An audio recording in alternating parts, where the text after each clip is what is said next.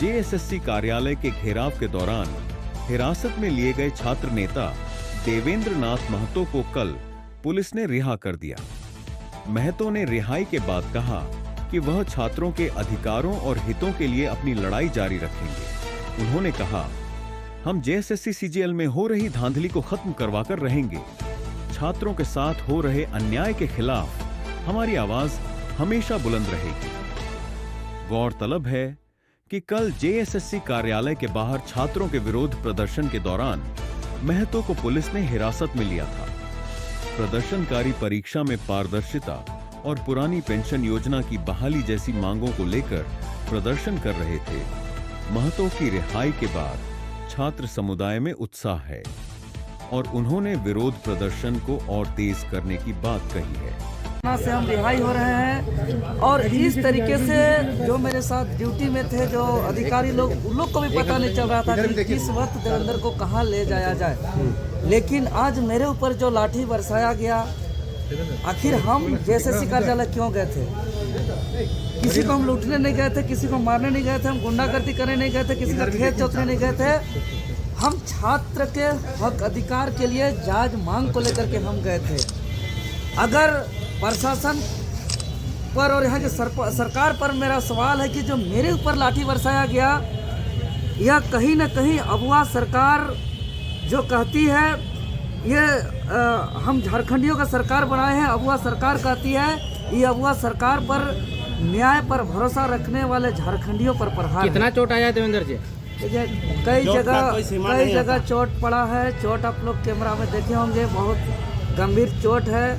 हम लगातार बोलते गए कि हमारा इलाज कराया जाए, अभी तक हमको इलाज भी नहीं कराया गया है, हम अभी तक इलाज भी नहीं करा पाए हैं। कल सुरक्षा का पुख्ता इंतजाम था, फिर भी आप लोग कैसे पहुंच गए वहाँ तक? देखिए, वो तो पहुंचना जरूरी था क्योंकि हम पहले ही घोषणा किए थे कि भाई जो भी हो जाए, क्योंकि आज देख रहे हैं कि लड़ाई में, संघर्ष में इस तरह का सामना करना पड़ता है। आज हम जिसको पढ़ते हैं, चाहे वो भगत सिंह हो, महात्मा गांधी हो, वीर बिरसा मुंडा हो, चाहे जो भी हमारे क्रांतिकारी हैं, निर्मल महतो हो, शक्ति सुनील महतो हो, जो भी इस राज्य के लिए संघर्ष किया है, सबको इन तानाशाही रवैया से सामना करना पड़ा है। तो हम लोग भी सामना किए, लेकिन आज जिस छात्रों के हक अधिकार के लिए आज हर दुख, तकलीफ, दर्द, पीड़ा का सामना किए और उसको झेलते हुए आखिर देखिए माननीय हाईकोर्ट का भी हमारा फैसला आया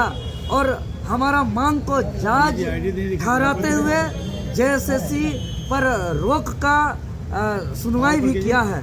तो कहीं ना कहीं जब माननीय हाईकोर्ट हमारे बात को समझ रहे हैं, माननीय मुख्यमंत्री महोदय भी सीआईडी जांच का आदेश दिए हैं, मतलब माननीय हाईकोर्ट महोदय इस बात को स्वीकार कर रहे हैं कि जेएसएससी सीजीएल परीक्षा में गड़बड़ी हुई है। माननीय मुख्यमंत्री महोदय भी माना है कि जेएसएससी सीजीएल में गड़बड़ी हुई है। लेकिन आज जिस प्रशासन को वेतन मिलता है, पब्लिक का पैसा मिलता है और प्रशासन या थाना में बड़े बड़े अक्षरों में लिखा जाता है सेवा ही धर्म, और अगर थाना में कॉल भी कीजिएगा किसी थाना प्रभारी को तो गाना भी बजता है कि हमको जो है कि आपके सेवा में है झारखंड पुलिस जी। लेकिन शायद वेतन भोगी बन करके, वेतन लेकर के पुलिस प्रशासन का जो कर्तव्य होना चाहिए, लॉ एंड ऑर्डर का देखना, एक प्रशासन का जो कर्तव्य होना चाहिए, विधि व्यवस्था को देखना, लेकिन जो वह दृश्य था किसी भी प्रकार से विधि व्यवस्था को तो दुरुस्त करने के लिए नहीं था। हम हाथ जोड़ रहे थे, हम हाथ जोड़ के कह रहे थे कि हमको मैसेज देना है, हमारा सीटों को बेचा जा रहा है, हमारा सपना को चकनाचूर किया जा रहा है, हमारा मेहनत को पानी में फेरा जा रहा है। जेएसएससी कार्यालय में हम निवेदन करते हैं, डॉक्यूमेंट वेरिफिकेशन को रोकने के लिए हम आग्रह करने आए हैं, हमको जाने दीजिए, हम एक भी बैरिकेडिंग को टच भी नहीं करेंगे। लेकिन उन्होंने हम लोग को पहुंचने नहीं दिया गया, पहले ही रोक दिया गया। फिर भी बैठ के हम लोग शांतिपूर्ण तरीके से थे। लेकिन हम मीडिया और संबंधित अधिकारी पदाधिकारी से हम कहना चाहेंगे, चूंकि वहाँ पे जो दृश्य था हम लोग शांतिपूर्ण तरीके से थे, वीडियो फुटेज निकाला जाए, उसमें से एक वर्दी पहने हुए पुलिस प्रशासन जो मेरे ऊपर सबसे ज्यादा लाठी चलाए हैं, नामकुम थाना के हैं, वो उकसाया है स्टूडेंट को कि खड़े हो, हंगामा करो, तुम लोग आगे बढ़ो, ऐसा उकसाने का काम किया है। उनके उकसाने से छात्र जो है कि खड़े हुए थे, नहीं तो छात्र शांतिपूर्ण तरीके से बैठे हुए हैं। वो पुलिस प्रशासन को चिन्हित करके कड़ी कार्रवाई किया जाए।